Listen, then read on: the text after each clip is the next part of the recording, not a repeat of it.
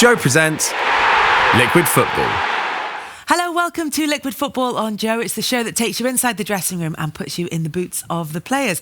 Joining me this week, Matthew Upson and Lee Hendrie.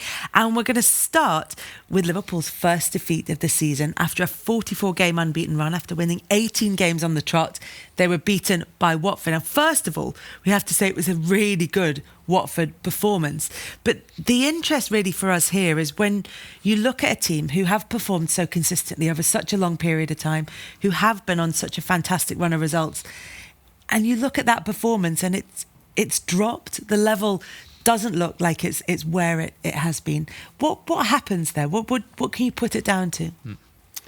I don't know, I'd probably say, Liverpool have just, I don't know whether they've just dropped off the standard of how they've been. I just think that throughout this season, they've been so close to actually losing games and sort of got over the line just by that fraction. But to put it down to levels of quality, whether it's not inconsistent because they've been absolutely immense and relentless, but you just feel that coming up against a Watford side that they just seem to struggle. It seemed like there was no energy or zap that they've had in previous games. I think there's a little build-up to that. I think like a couple of fixtures prior to that, you saw maybe a little chink.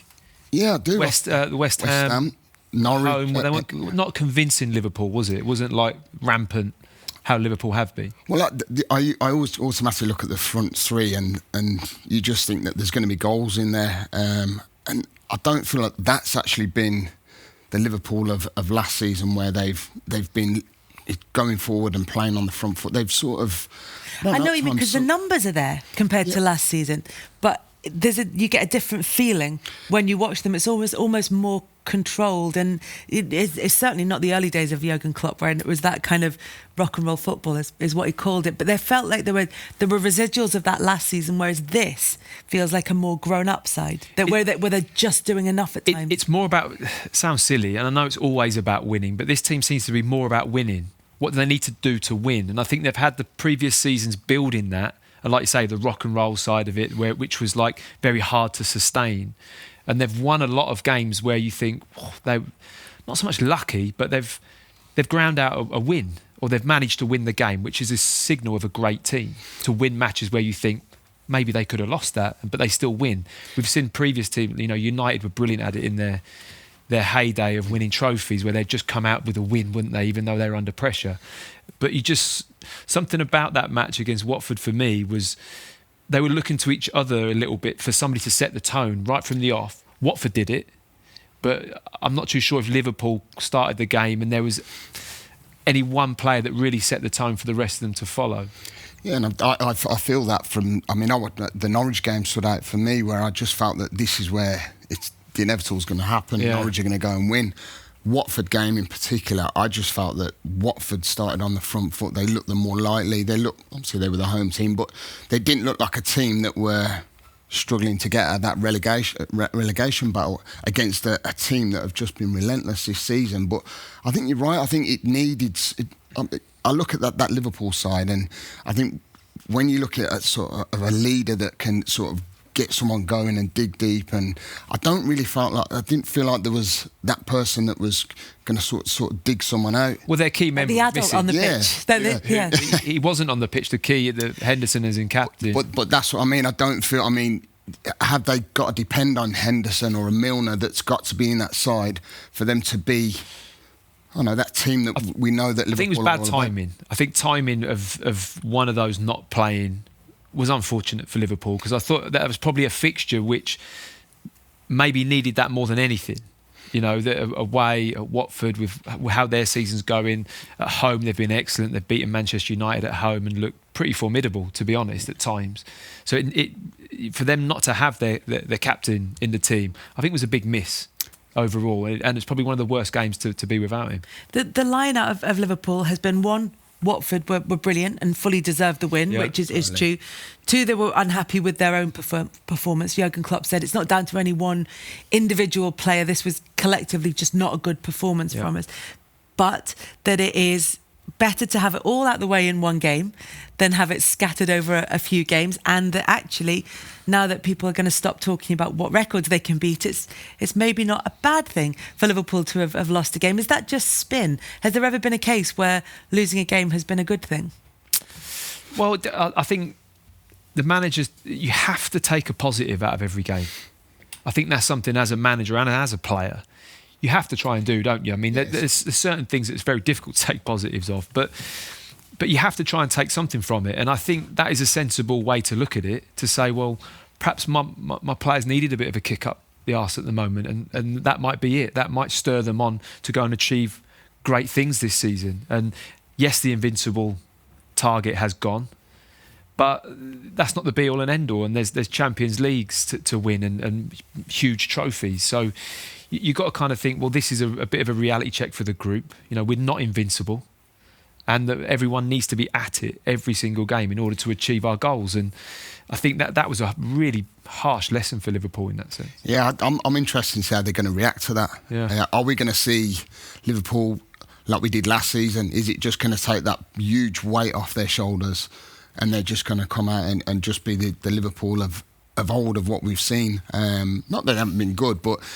you know, I just think that when you've got a record like that and everybody's talking about it, there is going to be a lot of pressure around the changing room. People are going to talk about it. You've been in a changing room where you've talked about being on good runs of how we're going to finish the season, and I think there's a lot that lies on the players' shoulders at times. But I think the manner they lost that game was probably disappointing, just to the fact that it didn't seem like Klopp sent them out early into the second just to see if that was going. And how many times have we seen that in football where teams have come out as if to say, "Get out," you know? Yeah, absolutely. We want to see if there's going to get a reaction. Does that make it? Because we read into that when we see players coming out early. Does that make a difference? Like, if you've been sent out early, do you go out, feeling more focused and better ready to sort of tackle the game? Or schoolboy. Or chasing. Yeah. I've had that a few times. Yeah, like I remember John Gregg. I think we're 3-0 down away from home. I think I can't remember where it was, and he literally didn't say a lot. And we was out sort of, it might have been 10 minutes before the lads, and we were sort of hanging around. It's like, well, especially if it's cold as well. Yeah, that mindset is that, well, you're absolutely garbage in that first half. I've got nothing to say to you. You go out and show me what you're all about. And listen, sometimes it does react, and you do get reactions out of players.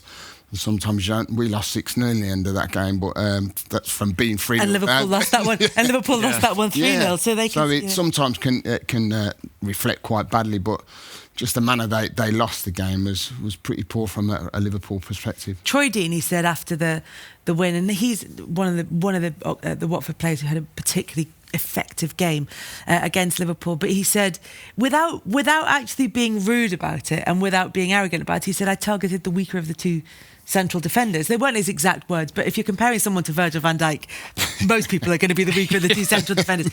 However, is Dejan Lovren, who has been taking a lot of weight for the blame, and Klopp's been at pains to say this is not down to one individual performance, this defeat, but is he a worry? Is he a concern? Because there are sometimes good performances from him. Yeah, just not always. He's got a history of having a bad game. I'd have to say that. Yeah. I think when he maybe the unwanted or over criticism is when he's had a bad game. It's been a very bad game with bad implications in terms of the result for Liverpool. And they happen from time to time. And in an invincible season, you can't afford for them to happen. That's why, it's called an invincible for a reason. It is superhuman in a way to operate at that level for an entire league season. But yeah, I think it's unfair to single him out in that game to say, oh, he was a reason why Liverpool. No, there was a lot of substandard performances, but he did, for me, it's almost like he got drawn in by Deeney. I think if Deeney's saying that, and that was his tact. Yeah. He's brilliant at it. He lures people in, doesn't he? And almost wants people to engage in that physical confrontation. And that's exactly what he said. He's a big lad. He wanted to fight me, and I'm very happy to have the fight. He's a big lad, and it's kind of like you've almost got to outfox him with your mobility and your footwork and your movement as a centre back, and not get too embroiled. There's going to be moments where you're going to have to go shoulder to shoulder and become physical. But on the whole, I look at the second goal. The throw-in, was that the first goal? The first goal, sorry. It was the first goal. And Lovren's just static. Deeney's backing into him, and Deeney's loving it. He's thinking, I've just drawn him all the way in. The ball bounces over their head, and he's done his job there at that point because he's embroiled Lovren. He's taken his eye off the ball. Whereas if he just sets himself off, he probably deals with that and heads it clear. But do you not think? I mean, Lovren coming into the side. I mean, he hasn't played that many games this season. Do you think that? I mean, you know yourself, you come into the side that's doing so well. Yeah. You almost want to do that extra bit more than what you normally do. Do you get what I mean? Yeah, no, I understand. Which possibly, like you said, it fell into Troy's hands, really. Yeah. And they set the stall at how they wanted to play against him. But I don't know. I mean, I think it was overcritical of him. I look at Van Dijk in the game especially. Yes. The goal where Zaha, it's almost like he's inviting him to cross the ball. Well, Van Dijk, usually, we know he's just absolutely... Snubs that out, doesn't he? And he stops it, he blocks it, he slides in. I felt that just summed up the whole Liverpool performance. It really did. We can single out defensive errors, but even the front three, they were nowhere near on par with what we've seen. You know, they made no attacking threat at all. And I look at Deulofeu, who I thought... the spell he was on, he was absolutely amazing. He was the outlet. There was Zaha. There were so many key performances for Watford that they made it hard. They made it hard for Liverpool. They really did. Took them out the bottom three as well. Should Watford feel optimistic about staying in the Premier League? I mean, if they maintain that standard of performance in every game between now and the end of the season, it's been a really smart appointment from the club with Nigel Pearson, and I honestly didn't see it coming, to be honest. But when you step back and you look at it and you look at what his skill set is, I worked under him at Leicester, and that is him to a T. Like he's able to rally groups of players. It's almost like he enjoys the fact that you're really under it, and he operates well in that environment, and he has his little one-on-ones. He gets to know his players. He sees certain traits. He's a big person in terms of mentality and body language. And how's he looking this week? Not, that will really affect his selection. How he sees people, their personality around the training ground. It's not just about how well is he playing. He looks at all those little things, and I think he thrives in that type of scenario. And so far, for me, he's had a massive impact on that group of players, and they're now looking at... Because the results weren't... I don't think they'd won in 5 before the Liverpool game, but the performances, and they've not all been great, and they've certainly not necessarily been as good as the one against Liverpool, but they've had better performances maybe than their results would suggest. Every performance has had fight, I think, and they've set their stall out, and he's got something from the players. Now, they might have fallen short in terms of quality in some of their matches, or... I think there's a couple of games where they've lost the lead, haven't they? Everton at home, they lost the lead, and lapses in concentration. But on the whole, he's got a great reaction out of that. Yeah, he's old school. I like his mentality of how he gets the players going. I mean, when he first came back into Watford, I was thinking, was it the right appointment at the time? But he's turned the club around, and I mean, I watched them against Villa even. They got beat late on, but they was by far the better side. And he's just got that reaction that I think Watford need at this current time to get them out of the bottom three. He's got an element of fear about him as well, hasn't he? I think anyone that sees or meets Nigel Pearson, he's got the stern look. And actually, and he he's isn't that as a person. Friendly. He is really friendly. But you're almost, every time he's friendly, you're sort of surprised by it. You sort of go, you're waiting for him to shout at you, even though you know that's not how he normally behaves. He's friendly when he's being nice, but when he's in the dressing room and he's unhappy, never been in that situation. The friendliness gets parked a little bit, and the other side of Nigel Pearson comes out, and he'll let people have it. Yeah. But I think you're right that he doesn't have to do that, because he has that as often maybe as he would if he was a quieter person, because you just know it's there in the background. You know that it's ready to be unleashed if necessary. Definitely. That's his persona, isn't it? He's got the stare and the stature to command a little bit of the manager's looking, and I think that's useful. I really do. I think players generally respond quite well to that. So we're talking about the performance by Watford in that win over Liverpool, and you mentioned Aston Villa, and you talk about Watford playing Aston Villa, but the performance they put in against Manchester City, it was much closer, I think, than people thought it might be. That game, before we concentrate on that game, does that show us, because there's a lot been said about the quality and the standard in the Premier League this season, but when you see performances like the Watford one, when you see Villa holding their own, certainly in the early stages against Manchester City. Is it closer than we think? Is it closer than results are suggesting? I actually don't think. I mean, I think Villa did play well for certain parts of the game. I felt they defended well, but I think the comparison, I mean, I think Man City could have blew Villa away yesterday in the game, but I felt that they invited Man City on to them.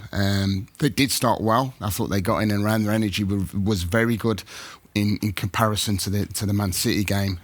But I mean, there was just that element of saying how long can we hold on for the game? How long do we sit back? And I felt that it could have been a lot more. And I think people are just, because of the scoreline, everyone's thinking Villa did quite well. Yeah.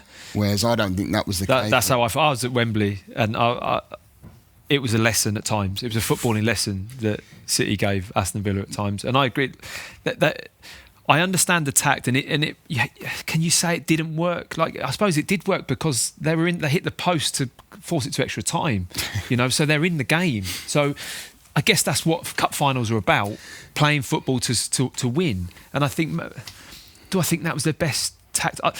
Because they started so well, I saw them come out the blocks and I thought, this is going to be... and they put Stones under pressure, they put balls in the box. Whenever a cross came in, Manchester City looked vulnerable for me. Yeah. And I think they did that early on, and you thought, this is the moment City got the ball and they just dropped. They were so deep. The midfield three, Douglas Luiz and Nakamba were literally on the toes of Mings and Engels. And the four of them at times were marking Aguero. That was it. And you kind of like, as a centre-back, I can't tell you how frustrating it is when a centre midfielder drops that deep into your space. It's just... You just want to get them out. And I didn't see the centre-backs doing that either. No. I didn't see Mings getting Johnny and Dirty Dancing, this is my personal space. This is your personal space. This is my job. Go and do your job. Yeah. And it didn't allow them to do their job. And Rodri on the first goal had so much time to pick a pass that you just, it's very well getting men behind the ball. But if you're just marking space, teams like Man City are just going to kill you. Well, they were miles off them, as you state. So but when you expect Villa to, say Jack Grealish, for instance, he was picking the ball up on the toes of Mings and the defence. And what has he got in front of him? He's got Samatta who's in front of him, and they've got to do something special. He's so isolated. To come out of it. Yeah, and I spoke to people and them saying, Jack was way off, but. How can you get the best out of Jack Grealish? Well, move the midfielder higher up, move him into his spaces where he's going to attack teams and cause problems. But when you're sitting back like that, that's not. They very rarely got him on the ball in any area of the pitch where he could actually show how good a player he actually is. And I should imagine that last night and today he's feeling really disappointed about. He shouldn't be disappointed in himself because he did, but I think he was limited as to what he could have done. But he wasn't able to showcase what he really can do, and that was a shame. Will he be able to do that long term at Aston Villa, or if he does want to showcase the best of his talents, is it going to have to be elsewhere? Do you think? Dean Smith has sort of talked about it and hinted at it without really saying it openly, but has said, look, he's ambitious and he's incredibly talented. Yeah, well, I think at this moment in time, you look at the situation at Villa, and I think Jack has stood out a million miles this season. I think on a personal note, I think it's time for him to move on. I think he's got to go and express what talent he's actually got, because I feel like he's grown as a man.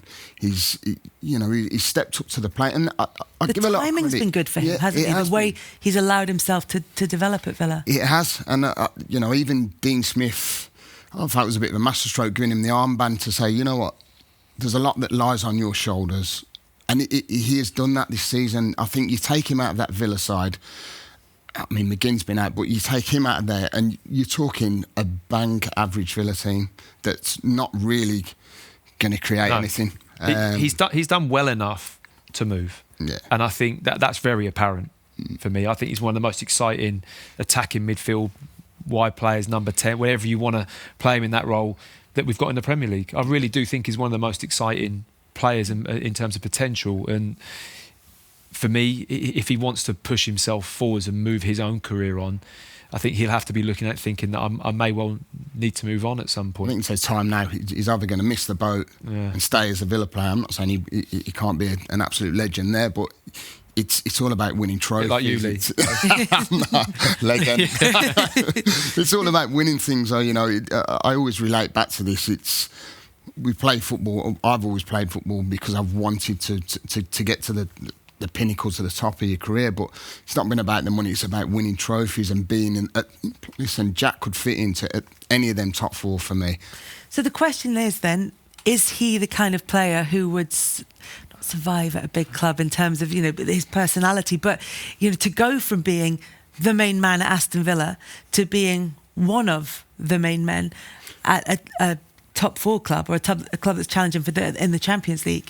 Does he have that personality? I think he does, yeah. I really do. I think him in that City side, for instance, yesterday, I think we were seeing a completely different Jack Grealish, and I feel that's where, at the moment, we're not actually seeing his full potential. I feel there's still a lot more to come from Jack, and that's a big thing, really, because you can be a big fish in a small pond at times, can't you? It's making that step up, and I feel he's got that swagger and that arrogance anyway, and the style of play he plays is...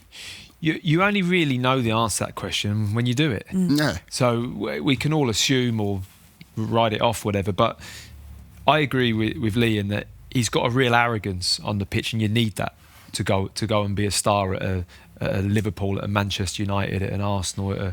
You need that, and that to me tells me, and he's quite gritty. Yeah. It's like, I know he's a creative player, but he's not the type to. It doesn't look like a moaner or like rolling around on the floor. He looks like he gets on with business, and he's quite clinical in how he plays. Yeah. And I think that always lends itself well to that kind of transition. That seems very focused on the pitch. I think it also if he's going to go to one of the top four, I think he's got to have the right selection of where he actually goes, because he could end up going somewhere and getting lost. There's got to be a place for him to go straight in. Where he's going to go in and he's going to play straight away. What's his best position? You think out on the left? I think, that's the good thing about Jack, is that he can come from wide areas and he can play in that number 10. He's better in there, but he's better being much more further up the pitch where he's going to affect games. He's brought goals to his games, which has been a massive key plus, assists. And I think in a better side, I think we're seeing a top player. On the flip side, you've got someone like Jack Grealish, who's coming through at Aston Villa, feels like he's at a real crucial point of his career where it's ready to take off. Johnstone feels like he's at a similar point of his career at Manchester City, where he came with so much promise and so much expectation and such glowing reviews. It doesn't. There have been moments, but it never feels like it's properly taken off for him. What do you think? You know the position inside out, so what do you think? He's an interesting player to talk about, because I can understand a lot of his. I had a few similarities to him about how he wanted to play, and almost sometimes it boils down to the picture of how you see yourself playing and what type of player you are. And as a centre-back, it's very hard, especially in the Premier League, to get away with not doing the basics of defending very, very well. I think other leagues it might be easier, because other leagues are more focused on handling the ball, and the Premier League is becoming more that. And you can't play for Manchester City unless you're comfortable on the ball in any position. So you have to have that, and he's a box ticked in that sense for me. But there's an element about how he plays that sometimes you just want to see him simplify a little bit and just do things that traditional centre halves do. Kick someone, header the ball out into the stand, clear the ball, clear your lines, simple. I love seeing him play, and he's very talented with the ball. But I think it can just having that clarity about him. He looks a little bit cloudy at times. That little mistake, it's just didn't get his footwork right. Maybe or not the brain to foot, just his decision. Perhaps he's thinking of what shall I do with this ball, as opposed to having a clear head to just say I'm just going to clear this ball, and I'm very simple about how I'm thinking. I think the computer gets frozen, and that's the best way I can describe it. It's a mentality. He's capable of doing it. I've seen him do it. It's just simplifying your game and knowing exactly what you need to do in every moment. And the clearer you can be, you must know when you've gone into games, if you're cloudy about how you're going to play, your touch is slow, you get it nicked off your toe in the middle of the park, or you're not clinical, you're not decisive enough, and you can't play well like that. No, I know, and I was thinking about this because we know Johnstone has been a very, very good footballer. He comes out from the back, he does things that you just don't expect from most centre-halves, really, which makes him stand out from the crowd. It's like, I suppose it's like asking a wide man or Mane not to go and run past Sterling, not to run past someone, you know. It's little things like that sometimes you have to pull yourself back to basics. I mean, if we seen Johnstone's kicking out a play, we'd be like, well, you don't usually do that. No. But then would people start to think, well, is he good enough? Because how he's got to that stage of being one of the best defenders around, if you want to call him that, or a different style defender, is by doing them other things that he's struggling to do at the moment. But how do you revert back to that? I mean, I thought Pep would be someone that might be the man that could sort of iron that out, but I don't think it's a case of reverting back for him, because he never has done it. Yeah. And I think in every other area of his game, I'm sure that the move to Manchester City has been a positive, but that side of it, it'd be really interesting to know how much focus is put on that from the coaching staff and from him personally, about him wanting to, because the coaching's at the high level that it is, that maybe there isn't that attention to detail in the basic sense that's sort of assumed. Is that what you're saying? Also, the majority of the times he's probably played for Manchester City, there's not many that they haven't dominated possession. Yeah. And I had a similar one whenever I played for Arsenal, a lot of the games would be very comfortable because it was in such a great team. But then when you did have the games where it was really important, you were needed to be called upon, at times I wasn't ready, and I almost had to go away to Birmingham City, that I went from there. We were defending for our lives every week. We were in a relegation fight. My job was to clear the ball, head it clear my lines, play if I could, hit some long balls into Emil Heskey and Christophe Dugarry, whoever was playing, and I'd try and play, but the main focus was defend, and it actually made me a far better player. So I then moved on from that, and I was a more rounded, more accomplished centre-back. But I don't think Johnstone has been through that experience, and it's just good point. No, I just don't see him sometimes do the simple things. Even at Barnsley, at the when he was there and they were on to Everton, and had there not been those moments for him, to think? Possibly, or maybe he just hasn't taken it on board as much, or sees it as the value that it is. But he's got all the criteria to be one of the best. But at the moment, there is a question mark over him. Yeah, there is. You'd have to say there is, and he's probably wondering why is he not kicking on to the level where he should be, and there has to be a reason. But the one thing I will go back to Stones is that second half, he did extremely well to get himself back on track. That's not easy when you've made a mistake. Yeah. I think he must have gone in at half time, and he came out second half, and he was a lot simpler, and he defended well, and he played really well in the second half. So that's a big tick in the box. In terms of recovery from making a mistake, it's never easy. This is Liquid Football on Joe. I'm Kelly Cates alongside Matthew Upson and Lee Hendrie. If you like what you see and hear, then please leave a nice review on iTunes and YouTube. On TKO this week, Chris Lloyd and Carl Frampton are joined by world champion Josh Taylor and his new coach Ben Davison to discuss, amongst other things, the likely fight between Tyson Fury and Anthony Joshua. You're watching Liquid Football on Joe. If Fury's on it, there isn't a heavyweight. The only other heavyweight, he's beat Wilder. The only other guy that has a chance is AJ. But if Fury's on it, I don't even think it's that close a fight. But I think it just depends on how he fights him. The longer a fight like that goes on, the more data Tyson has, the better he gets. Therefore, AJ's chance is probably best first half of the fight. Would you say? Yeah, I don't know. I'm not sure. I'd say probably first half. I'd say, but you just never know with the heavyweights. But when was it he put Vlad down? Was it the sixth round? It was late. Fourth, he got put in and then he got put down in the sixth, and then he put Klitschko away in the 11th. Yeah, well, there you go. So it doesn't really matter with the heavyweights. It can be over at any time. But I just believe that Fury would just outbox him. I just think he's got more variety to him. It's just when it comes to a boxing match, I don't think there's anybody that can match Fury in terms of boxing. You're watching Liquid Football on Joe. That That was world champion Josh Taylor and his coach Ben Davison speaking on TKO to Carl Frampton and Chris Lloyd. You can watch the whole show on YouTube or you can download it as a podcast. Check out House of Rugby with James Haskell as well. Let's move on to Everton and Manchester United. It was an eventful game. Mistakes, controversies, disallowed goals, all kinds of things at Goodison. Let's start with David de Gea. So he delayed his goal kick for a fraction too long. Just a tiny. In came Dominic Calvert-Lewin, and that was the ball diverted into Manchester United's net.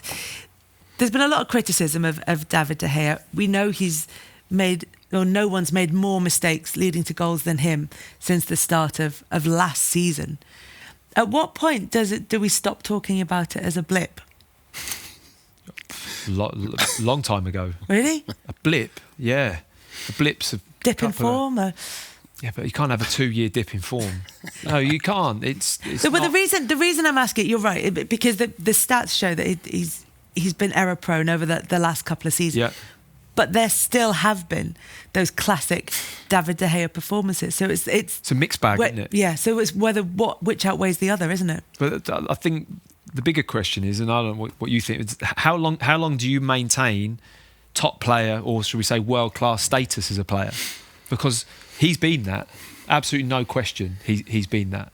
But then when does that start to slide based on form? And you can always look at how good he was 3 years ago and how good he has been at times this season and last season. He's been unbelievable save things that he's got no right to get to. His athleticism's second to none, isn't it, in terms of saving the ball? But your number one criteria of a goalkeeper as a manager, surely when you're recruiting a goalkeeper, is can I trust him? And at the moment there's a question mark over David de Gea in that area. Well, there is. I mean, you can't even be... Well, you can't be classed as world-class if you are making them mistakes. I mean, the goal against Everton was just... I mean, I don't understand what he's actually thinking about. I think, do we resort back to him going back to base? I mean, what do we do? He makes some world-class saves and then he does things like that, what he did yesterday. I don't know if his mindset's there. I don't know whether it's the whole Man United thing that surrounds him. We had lots of talk about him leaving the club. Was it that stage where he should have left the club at the time? And I just feel that you can't put him in a world-class category at all. But you say that, is it the Man United, is it all what's around him? But then clubs that are looking, the type of clubs that are going to look to want to take David de Gea, that's a huge question unanswered in terms of recruitment. If you're looking at what's the goalkeeper got... If you go to Real Madrid, the scrutiny is going to be the same, or if not, maybe a little bit more. Is that going to change his mentality of because he just looks like he's, I don't know, going through the motions at times, but then he makes some unbelievable saves, and you just think, how are you going to stop these mistakes? I mean, what has it been the last few years that they seem to have come across more evident, happened more frequently? I think the magnitude of the game doesn't help him, because there's been mistakes against Portugal in the World Cup. Yeah. Switzerland, Another international one against Switzerland, against Barcelona with Messi. You watched a montage of mistakes, didn't you? Is there a theme? Is the theme big match occasions? I don't know. If you look at the goals that are conceded, I kind of start to look at them and think there's a lot of these are big games. Chelsea at home, Manchester derby, Sane in the near post. All these type of things. The goal he conceded at Watford that went through his hands, which was a significant goal because I think it gave Watford the lead, or it might have given them the second goal. I can't remember, but they're moments that actually cost the game, or some of the time. But against big teams in local derbies or internationally, Spain, Portugal, the World Cup, it's a huge game to make an error, and you can think of a lot of goalkeepers that have made those type of errors and haven't recovered in terms of selection again after type of mistakes like that. So. I think he may be just keeping him afloat because we see him do amazing things in between these mistakes, and it just keeps him alive in that sense. Yeah. But it's a major problem, isn't it? I'm trying to think of a goalkeeper going through not a dip. I'm not saying it's a dip in form, but to see them sort of decline, and they tend not to decline like this. I'm trying to think of another one that's it's an up and down chart, isn't it? You see it with outfield players, because you can see that maybe the fitness levels go, or as they get older, you can see what it is that they can't do that they used to be able to do. But De Gea looks like he can still do what he's always been able to do. We've seen that there's just errors there as well. I think the outfield players as well. If you're having a bad moment, it's easier to drop an outfield player out. You can slightly shift the formation. You can say, I want to be playing away from home. I'm going to be a little bit more defensive, and I'm going to drop, knowing that this player needs a little couple of weeks to.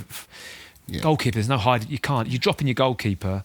It's probably the biggest call the manager makes out of all the positions. For someone like De Gea as well. I mean, I think that'd be I think there'd be a lot more talking point around actually about his mistakes if he did get dropped. Do you not think? I think.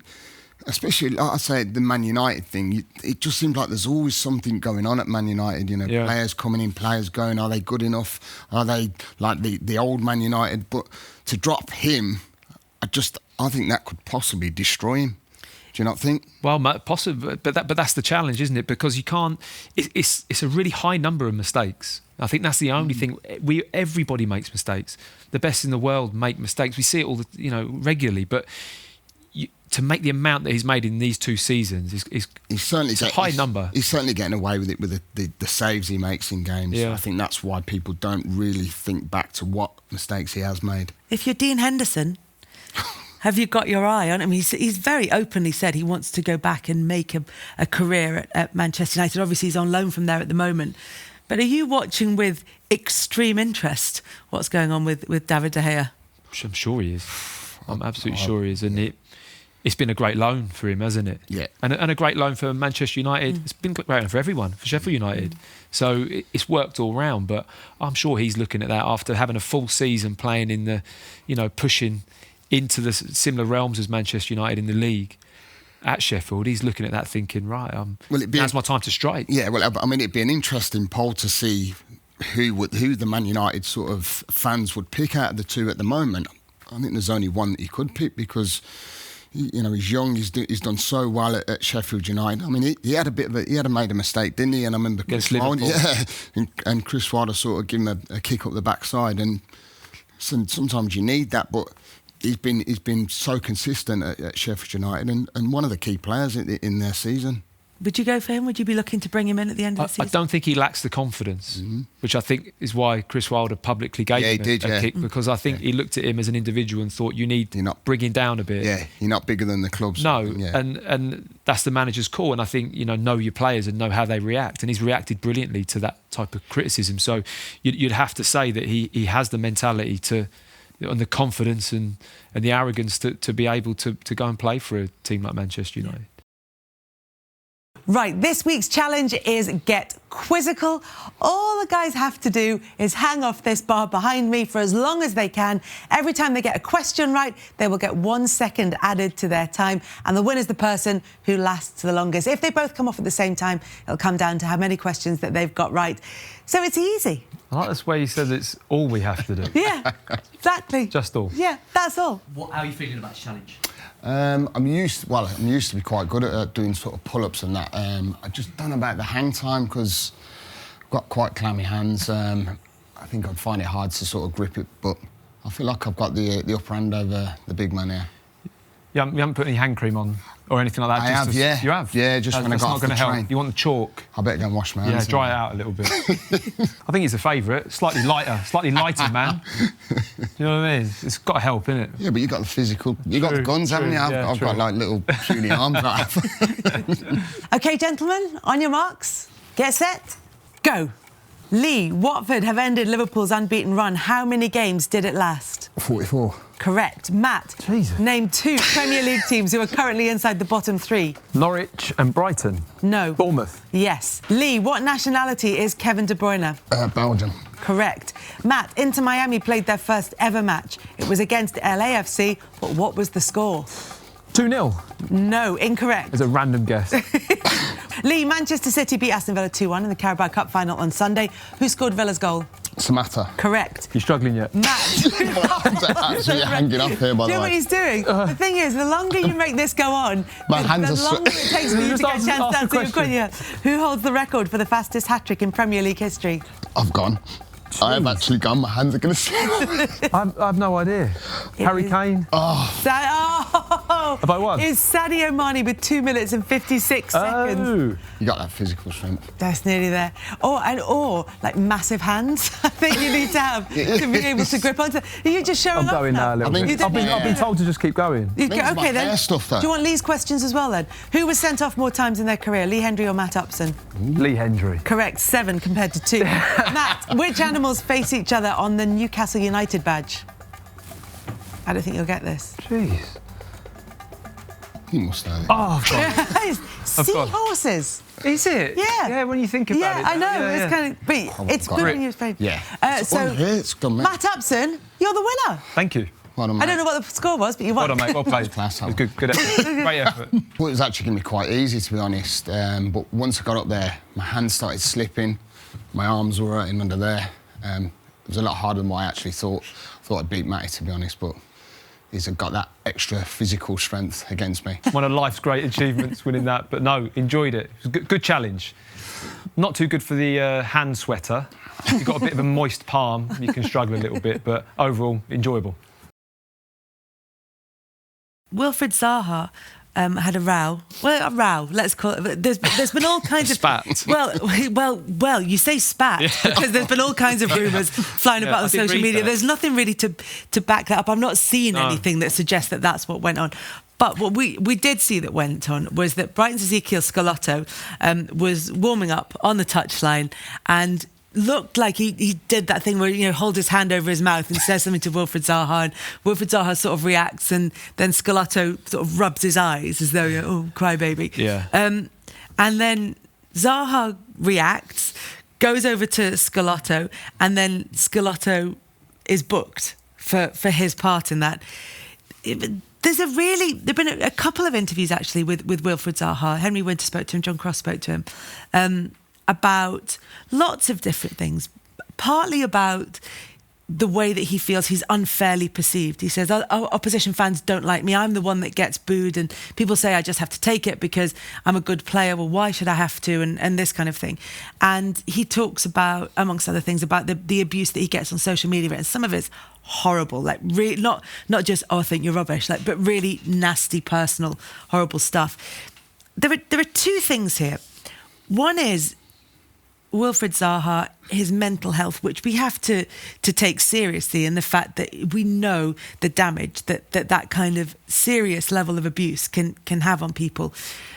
There's also the ability of opposition players to be able to rile him. And you're a really interesting person, Lee, to talk to about this. No, but you never got upset, though. No, but you didn't react to anything. But as well as that, you have had mental health issues as well. So I just want to be careful that I'm not separating two things that actually are linked. Do you think, and for you, were they separate?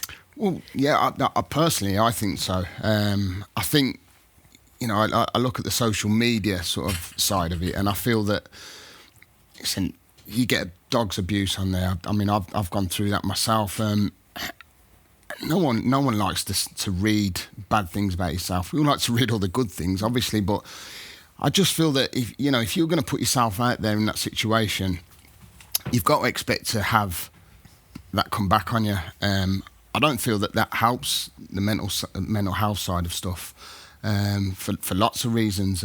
But on the pitch side of it, you can take things onto the pitch. I was always one that players would always try and wind up. Even being on the bench, I've got wound up off fans and got security guards come over to me telling me to go back in. So I just feel that sometimes he doesn't help himself in that situation. And you're right, because there is a fine line, is that we've got to take the mental health side of it so serious. But, going onto the pitch, I just feel that that's two different, completely different issues. Because where we're sort of we're trying to draw the line here and work out. And we can't really speak about Zaha personally, this because you don't know what's going on with him. But there seems to be that from the interviews that he's given, this world where he doesn't like the fact that he struggles with the fact that opposition fans don't like him, that he feels that he's booed more than anybody else, that he feels that he gets really unwarranted abuse on social media, and that he struggles with that, and he has to switch off when he goes home to do that. But then there's that side of him where you see him play at the weekend, and he can be very easily wound up by other players on the pitch. So what would wind you up? What would be the kind of things that would be that would light your fuse? Well, pretty much anything. No, I mean something like that. I don't know whether that if someone kicks me in or says something to me, I tend to have a switch where I try and calm myself down, but I get so wound up in the emotion of playing football and being on a football pitch, is that sometimes I forget where I am, because I think it's just the whole surroundings, the team. But I feel that he's sort of got that same sort of, because the actual incident, he seems to be walking around, and all of a sudden it's like someone switches something on in his head, and he wants to go and react to it. And it didn't really seem like there was an awful lot. I think there was a bit of shouting onto the pitch to him, but for him to react the way he did, it does make me think, why? Why? I mean, if someone whacks me out, that's where I'll probably get more of a reaction, and then we'll have an argument, and then I'll think, I can't wait till he gets the ball again. I want to sort of. Can you learn to bring that under control? Can you, or at least to move in the right direction? I think you can, and that's where I feel that Zaha is no doubt a fantastic talent.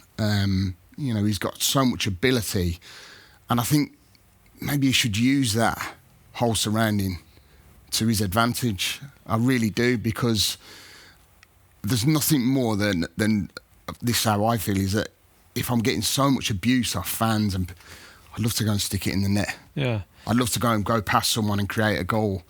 But that'd be my mentality of how I want to sort of react and sort of say, well, that's what I'm all about. But you got to admit, it's a compliment in terms of, like, not to say that I sat in a dressing room on a Villa Birmingham City derby and said, let's wind Hendrie up. He's who makes them tick. He's a good player. Like, you knew that if Villa were going to play well, he was going to have a good game. He was going to be dictating play.